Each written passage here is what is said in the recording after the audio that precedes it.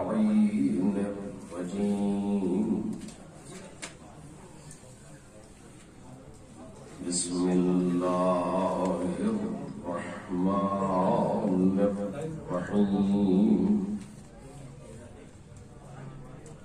الحمد لله الذي هو الحق المبين، والصلاة والسلام والتحية والإكرام على العبد المرتضى والنبي المجتبى والرسول المصطفى أبي القاسم محمد. اللهم صل على محمد وآله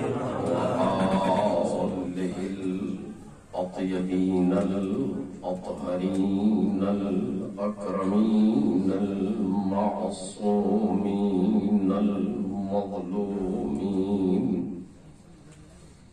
الذين أذهب الله عنهم الرجس وطهرهم تطهيرا.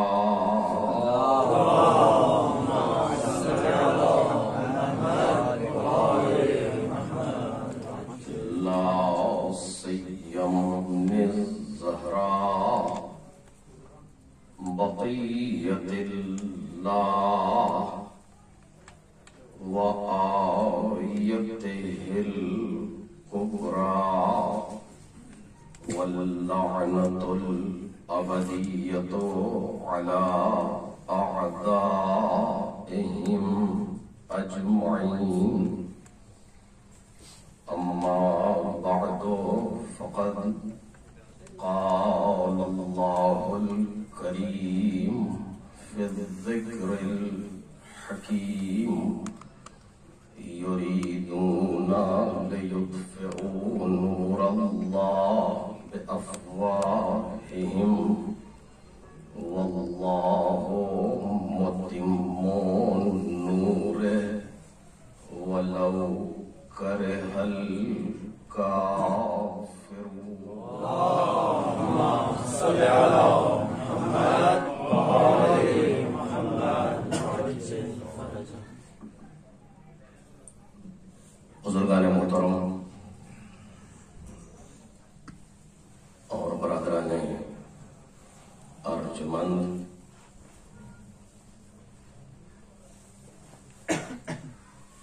آج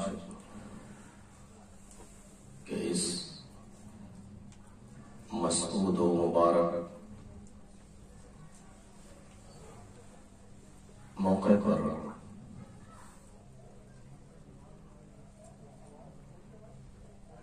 آپ سب کی خدمت میں ہدیہ تبریک و تہنیت کے ساتھ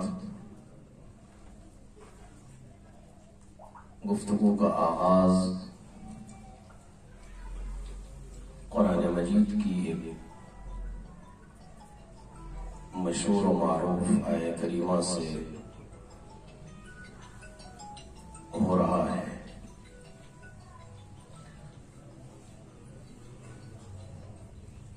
جس میں پروردگار عالم نے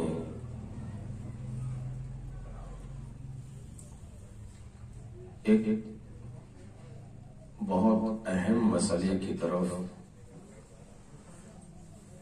اشارہ فرمایا ہے۔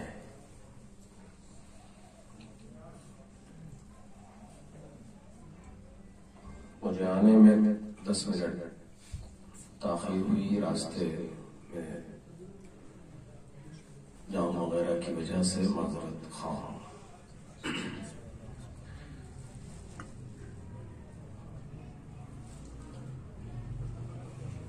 مقدمات بھی اس مسئلے کے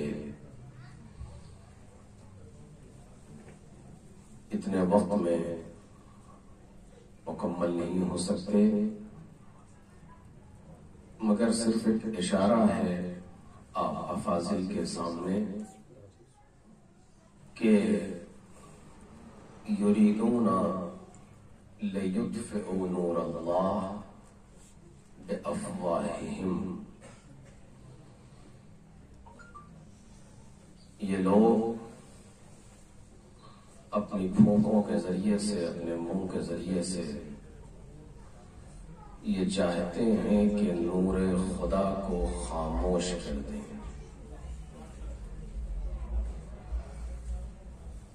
واللہ متم نورہ، پروردگار اپنے نور کو تمام کرنے والا ہے، وَلَوْ كَرِهَ الْكَافِرُونَ، اگرچہ کافروں کو گراہی کیوں نہ گزرے۔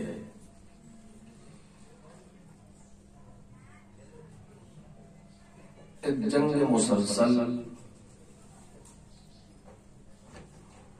ایک پیکار مستمر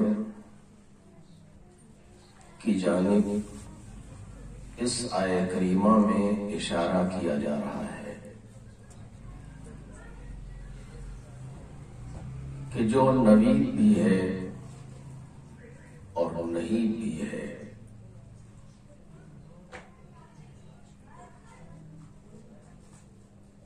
اور ایک ایسی چیز کہ جس کو ہم اپنی آنکھوں سے دیکھتے چلے آ رہے ہیں، بسا اوقات کبھی کبھی لوگ مایوسی کی طرف بھی جاتے ہیں، لیکن آیہ کریمہ ایک ایسی بات کہہ رہی ہے کہ جس سے نہ فقط یہ کہ کسی مایوسی کا سوال نہیں ہے، بلکہ ایک نوید ہے، خوشخبری ہے، امید ہے کہ جس کے ذریعے سے انسان اپنی زندگی کو اس راستے پر رکھ سکتا ہے جس پر خدا چاہتا ہے۔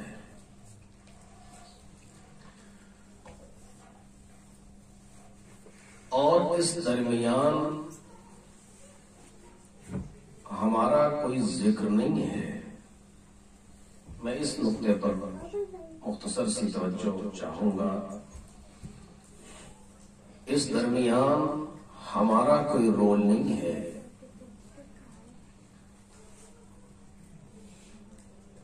قابل ذکر بھی نہیں سمجھا پروردگار عالم نے اس مقام پر ہمیں۔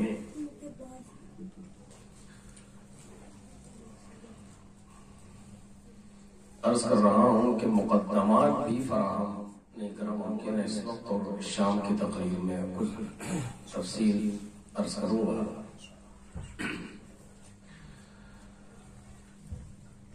یہ دو آیتیں جو مسلسل سورہ صف میں پروردگار عالم نے بیان کی ہیں 8 اور 9 نمبر پر۔ پہلی آیت یہی جس کو میں نے آپ کے سامنے بیان کیا، دوسری آیت ہے هو الذی ارسل رسولہ بالہدی ودین الحق لِیُظْہِرَهُ عَلَى الدِّینِ كُلِّهِ وَلَوْ كَرِهَ الْمُشْرِكُونَ۔ وہی وہ ہے جس نے رسول کو حق اور دین کے ساتھ بھیجا، ہدایت اور حق کے ساتھ بھیجا، تاکہ لِیُظْہِرَهُ عَلَى الدِّینِ كُلِّهِ،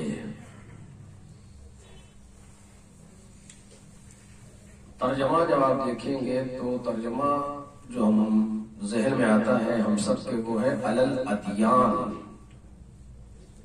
لیکن قرآن مجید نے علل ادیان نہیں کہا، علل دین کلہ۔ اب اس میں نقطہ کیا ہو سکتا ہے وہ دوبارہ اس کو بیان کا موقع نہیں ہے، لیکن عجیب بات ہے کہ علل دین کلہ، وہ بھی الدین۔ اب یہ کس طرف اشارہ ہو سکتا ہے افاضل موجود ہیں مجھ سے بہتر جانتے ہیں، لیکن بالآخر ہے کوئی خاص راز ہے جس کے لیے یہ کہا جا رہا ہے کہ علی الدین کلہ، لیکن ہمارے ذہن میں جو بات آتی ہے وہ تقریباً علی الادیان کی گفتگو ہے، اور علی الادیان ذہن میں آتا ہے کہ تمام دینوں پر غالب آ جائے، لیکن قرآن مجید جو بات کہہ رہا ہے وہ علی الدین کلہ۔ یہ دو آیتیں مسلسل جو پروردگار عالم نے بیان کی، اس میں ایک سنت کی طرف اشارہ ہے، ایک عادت کی طرف اشارہ ہے، اور ایک ایسی چیز کہ جو مستمر ہے اور رہے گی اس کی طرف اشارہ ہے۔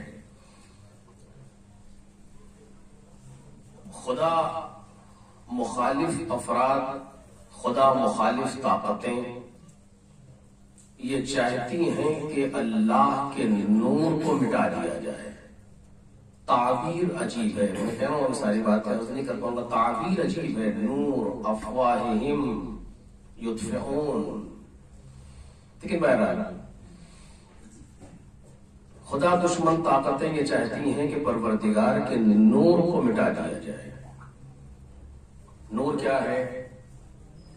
نور سے مراد کون سی چیزیں ہیں وہ سب آپ مجھ سے بہتر جانتے ہیں، لیکن بالآخر یہ چاہتی ہیں طاقتیں کہ نور الہی کو خاموش کر دیا جائے، نور الہی کو مٹا دیا جائے۔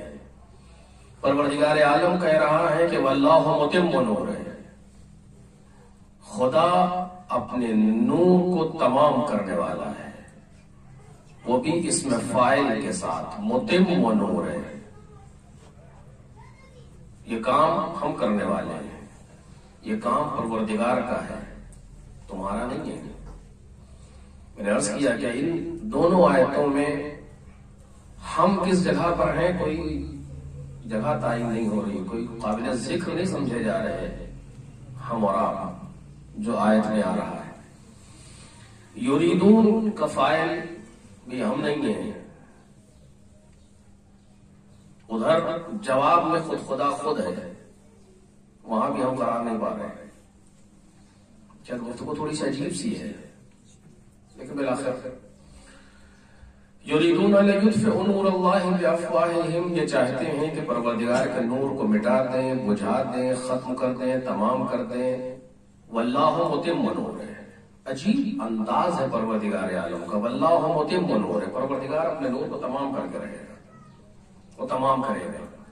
اور اب اگر اس مختصر سے تمہید کے بعد آپ محسوس کر چکے ہیں کہ پہلے سے محسوس ہے، میں تو صرف اگر بات دور تک جا رہی ہو تو جب تو ہر جگہ پر جہاں بھی 10 لوگ بھی بیٹھے ہوئے ہیں تو پوری دنیا کے لیے پڑھا جا رہا ہوتا ہے، لیکن بہرحال تو ان کے لیے عرض کر رہا ہوں کہ یہ ایک جھگڑا ہے جو روز اول سے چل رہا ہے، ابھی تک جاری ہے اور جاری رہے گا۔ یہ ختم نہ ہوا ہے، نہ ہو سکتا ہے ابھی اور نہ ہوگا، یہ چلتا رہے گا۔ جو قرآن مجید کی آیت مکمل طور سے بیان کر رہی ہے، ہر زمانے میں قابل عمل ہے، ہر عہد میں اپنے آپ کو بیان کر رہی ہے کہ یریدون لیطفئوا نور اللہ، یعنی اس یریدون کے فاعل موجود تھے، موجود ہیں، کہ جو یہ چاہتے ہیں کہ نور الہی کو خاموش کر دیں، اور وہ کرتے چلے آئے۔ جناب آدم کے دور سے آپ دیکھتے چلے جائیں، اور جناب آدم کے پہلے سے یہ سلسلہ جاری ہے کہ لوگ نور الہی کو خاموش کرنا چاہتے ہیں۔ کون ہے وہ افراد؟ کبھی جن کی باری آئے گی، کبھی انس کی باری آئے گی، کہ جناب آدم کے دور سے آج تک یہ سلسلہ جاری رہا۔ یریدون لیطفئوا نور اللہ، وہ کسی نہ کسی طریقے سے نور الہی کو خاموش کرتے رہے. اب وہ نور الہی چاہے دین کی صورت میں ہو، چاہے کتاب کی صورت میں ہو، چاہے آسمانی تعلیمات کی صورت میں ہو، یا نبی کی صورت میں ہو، یا رسول کی صورت میں ہو، یا ولی کی صورت میں ہو، یا امام کی صورت میں ہو، فرق نہیں پڑتا. وہ نور الہی جس طریقے سے بھی کائنات میں ہو، یا اگر یوں کہا جائے کہ اگر ہم اور آپ ذرا سا اور وسیع ہو کر کے اور دائرے کو وسیع کر کے سوچیں تو وہ ساری چیزیں جن کی نسبت پروردگار کی طرف ہے، جو چیزیں خدا بند عالم سے منسوب ہیں، دشمن چاہتا ہے انہیں مٹا دے. وہ کچھ بھی ہو، وہ کتاب ہو، وہ دین ہو، وہ کعبہ ہو، وہ قبلہ ہو، وہ شریعت ہو، وہ تعلیمات ہو، وہ نبی ہو، وہ رسول ہو، وہ امام ہو، کچھ بھی ہو. دشمن کی کوشش یہ ہے کہ وہ مٹا دے، جس کو پروردگار عالم نے لفظ نور سے تعبیر کیا. اور جہاں پر اتم میں مصداق جو ہمارے سامنے موجود ہے وہ ائمہ طاہرین علیہم الصلوۃ والسلام. صلوات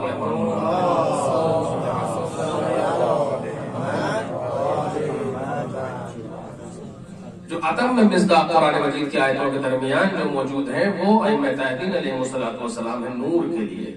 قد جاءکم من اللہ نور و کتاب مبین. لیکن خود کتاب بھی نور ہے، قرآن مجید بھی نور ہے، کوئی شک نہیں ہے. لیکن بالآخر وہ قرآن ثابت ہو یا قرآن ناطق ہو، جو بھی صحیح. لیکن اتم میں مصداق میں کر رہا ہوں ائمہ طاہرین علیہم الصلوۃ والسلام پروردگار عالم کے یہ ایسے انوار مقدس ہیں جو ہمارے سامنے موجود ہیں. لیطفئوا نور اللہ بافواہہم، چاہتے ہیں پھونکوں کے ذریعے سے نور کو بجھاتے ہیں. وہ اپنا کام کرتے رہے، لیکن پروردگار عالم نے وعدہ کیا کہ واللہ متم نور، پروردگار اپنے نور کو تمام کرے گا، اور کرتا رہا. ایک کے بعد ایک نور الہی کو خاموش کرتے چلے گئے لوگ. پروردگار عالم نے اس خطرناک و پرآشوب ماحول میں اپنے نور کو بچا دیا. توجہ کریں، واللہ متم نور، اتنا خطرناک زمانہ، اتنا پرآشوب دور کے جہاں پر گھر کے اندر جواسیس موجود ہیں کہ نور الہی دنیا میں آنے نہ پائے، اور اگر آ بھی جائے تو وہیں ختم کر دیا جائے. یہ گھر کے اندر لوگ موجود امام عسکری سلام اللہ علیہ کے زمانے میں.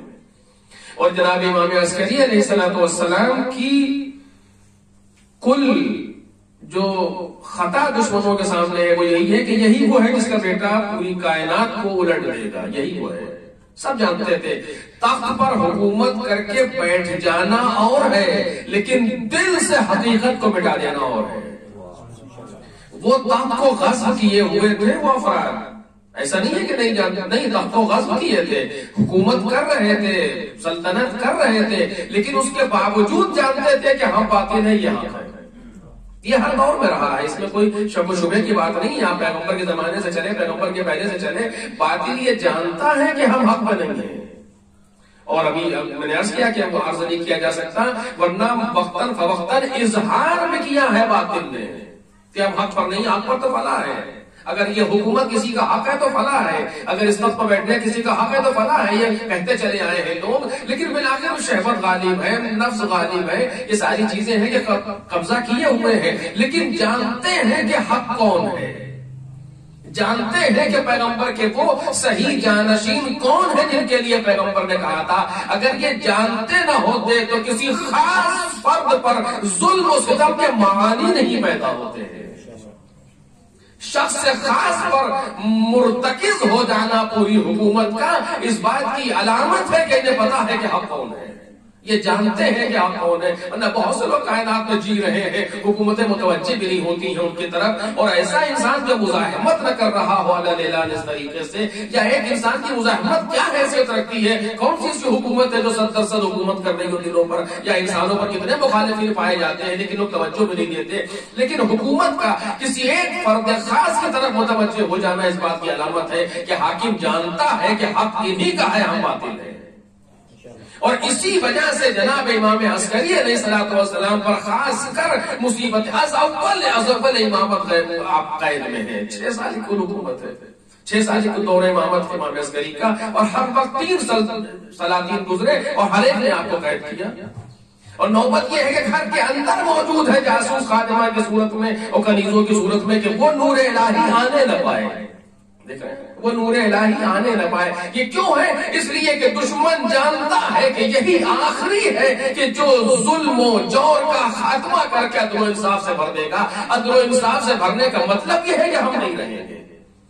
عدل و انصاف سے بھرنے کا مطلب یہ ہے کہ ہمارا خاتمہ ہو جائے گا، لہذا اس کو آنے نہ دیا جائے. پروردگار عالم نے اہتمام کیا، پروردگار عالم نے انتظام کیا. یہاں پر بھی کسی کا رول نہیں ہے، کسی کا نقش نہیں ہے. وہ خود ہے جو متم نور ہے. توجہ کریں، وہ خود ہے جو متم نور ہے. یہ نہیں کہا امام عسکری علیہ السلام سے کہ فوج اکٹھا کرو، یہ نہیں کہا کہ تم لوگوں کو اپنے پاس آمادہ کرو، یہ نہیں کہا کہ کسی طاقت کو جمع کرو، ہمارا نور آنے والا ہے کوئی انتظام کرو. آپ دیکھ لیں امام عسکری سلام اللہ علیہ کی جانب سے کوئی انتظام اس سلسلے میں نہیں ہے.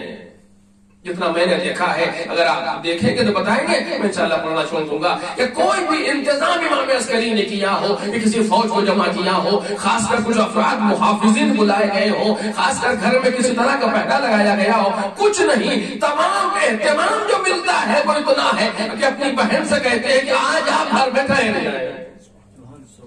کل انتظام جو نظر آ رہا ہے وہ یہ اپنی بہن سے فرماتے ہیں آج آپ نے پھر جائیں. کیوں؟ کہا بدن نرجس سے ایک بچہ دنیا میں آنے والا ہے. کہا میں تو کوئی آسان نہیں دیکھ رہی. کہا وہ درست ہے لیکن آج آنے والا ہے. اس سے زیادہ کوئی انتظام لوکان لبان، اس سے زیادہ کوئی انتظام تاریخ میں میں نے نہیں دیکھا. کوئی محافظین لگائے ہو، کچھ خاص پہرا لگایا ہو، کچھ کنیزوں کو گھر سے ہٹایا ہو، کچھ خادموں کو ادھر ادھر کیا ہو کہ آج وہ آنے والا کوئی انتظام نہیں ہے. کیونکہ متم نور کوئی اور ہے. متم نور کوئی اور. اپنی بہن سے کہتے ہیں ٹھہر جائیے. اور وہی ہوا کہ آنے والا آج ہی جیسا کوئی دن تھا کہ جس دن 255 ہجری میں وہ سورج چمکا کہ جس کو گرہن لگنے والا نہیں ہے. وہ سورج کائنات میں آیا کہ جو پوری کائنات کو منور کرے گا، چاہے سامنے رہے یا بادل کے پیچھے رہے، لیکن اس کو منور کرنا ہے بہرحال کائنات کو. تو آپ نے دیکھا کہ روز اول سے یہ عادت بنا دی گئی اور یہ ہمیں سمجھا دیا گیا کہ واللہ متم نور ہے. خدا اپنے نور کو تمام کر دے گا. اگرچہ زمانہ بنی عباس کا خطرناک صحیح، اگرچہ زمانہ سلاطین کے صحیح، اگرچہ جاسوس گھر کے اندر صحیح، لیکن جب میں اپنے نور کو لاؤں گا تو نہ کسی کا محتاج ہوں، نہ کسی سے مدد چاہوں گا. محمد وآل محمد صلوات.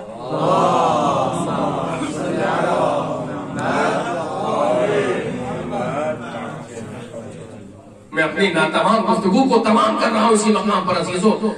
ذہن میں سوچ کے کچھ تھا آیا تھا، لیکن اس سے زیادہ گزارش نہیں کر سکتا ہوں کہ اس نے روز اول اس بات کو کہہ دیا کہ تم متوجہ رہو اس چیز کی طرف. ایسے انتظامات اس سے پہلے آپ دیکھیں امام رضا علیہ السلام نے اہتمام کیا ہے، موجود تاریخ کے اندر بیان کیا ہے باقاعدہ. موجود تاریخ کے اندر کتنے جگہوں پر اہتمام موجود ہے. دیگر ائمہ کی ولادات میں اہتمام موجود ہے.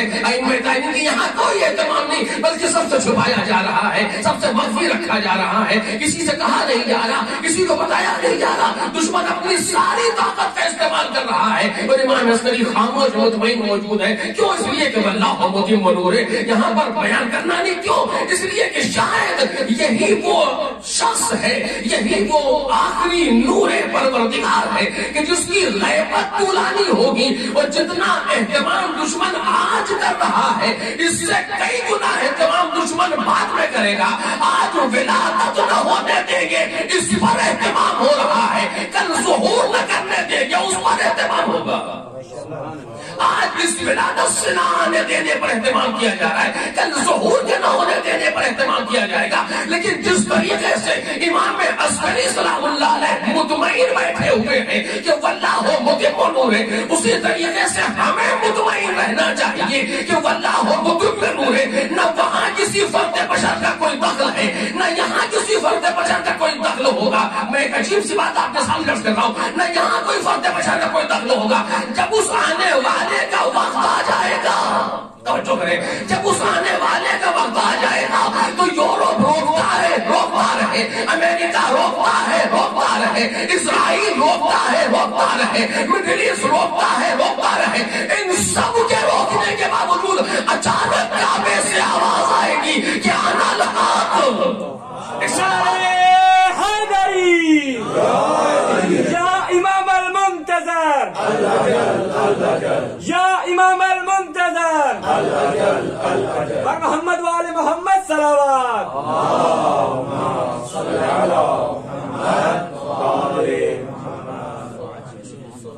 اچانک وہ آواز گونجے گی کہ جاء الحق وزهق الباطل. اچانک وہ آواز آئے گی کہ میں وہ ہوں جس کو مہدی کہا جاتا ہے، میں وہ ہوں کہ جس کے جد کو پیاسا شہید کر دیا گیا، وہ آنے والا اچانک آئے گا. اس لیے کہ روایات میں موجود ہے کہ یصلح اللہ فی لیلۃ واحدہ، پروردگار ایک رات میں ساری چیزوں کی اصلاح کر دے گا. جب اس آنے والے کو آنا ہوگا، ہمارا نقش نہیں ہے کہیں. ایسا نہیں ہے کہ ہم چاہیں تو وہ آئے، ہم نہ چاہیں تو وہ نہ آئے.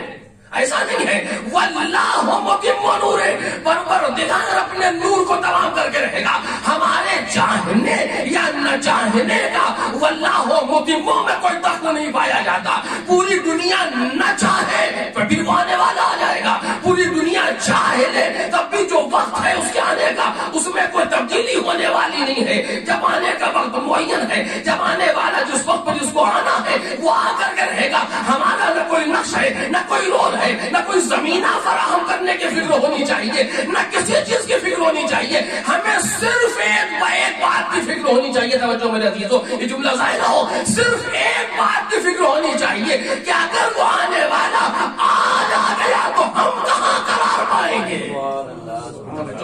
ہمیں صرف اس بات کی فکر ہونی چاہیے کہ وہ آنے والا تو بالآخر آئے گا، کیونکہ واللہ متم نورہ، ہم اسے روک نہیں سکتے. ایسا نہیں ہے کہ ہم نہ چاہے تو وہ نہ آئے، یا دشمن نہ چاہے تو وہ نہ آئے، وہ آنے والا آئے گا. ہمیں صرف اتنی فکر ہونی چاہیے کہ جس دن وہ اس کائنات میں ہوں گے ظاہر بظاہر، اس دن ہم کہاں کھڑے ہوں گے.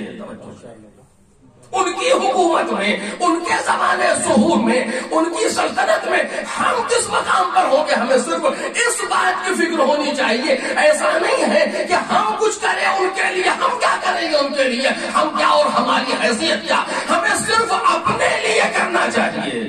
توجہ کریں، ہمیں صرف اپنے لیے کرنا چاہیے کہ جس وقت وہ آنے والا آئے گا تو ہم کس جگہ پر کھڑے ہوں گے اور ہمارا کیا مقام ہوگا. اگر ہم اس بات کی فکر کر لیں میرے عزیزو، یہ بہت بڑا کمال ہے ہمارے لیے کہ ہم اپنے آپ کو اس قابل بنا لیں کہ جب وہ آنے والا آئے تو ہم اس کے سامنے کم از کم سر اٹھا کے کھڑے تو ہو سکیں، کم از کم اس کی سلطنت میں کہیں کام تو آ سکے. کسی قابل تو ہو کہ وہ یہ کہہ سکے کہ تم فلاں جگہ چلے جاؤ، تم فلاں جگہ چلے جاؤ. معیار کیا ہوگا؟ معیار وہی ہوگا جو 4 سالہ علی بن ابی طالب کی سلطنت کا معیار تھا.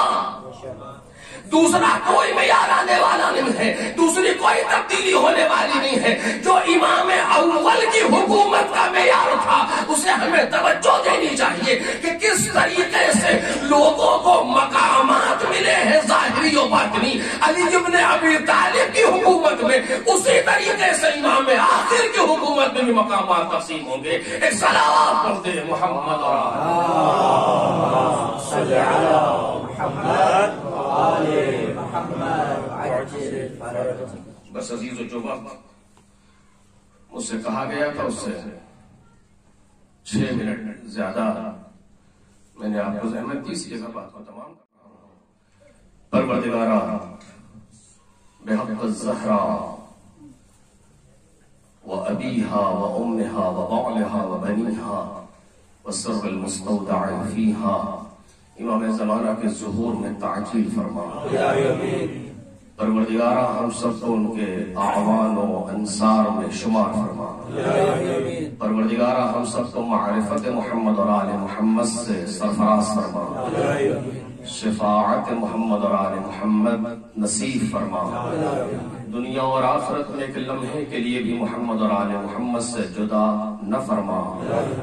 ہم سب کو محمد اور آل محمد کے ساتھ محشور فرما. پروردگارہ بحق محمد و آل محمد ہمارے گناہوں کو معاف فرما، ہماری خطاؤں سے درگزر فرما. دنیا اور آخرت میں ہمارے عیوب کی پردہ پوشی فرما. مریضوں کو شفا عطا فرما.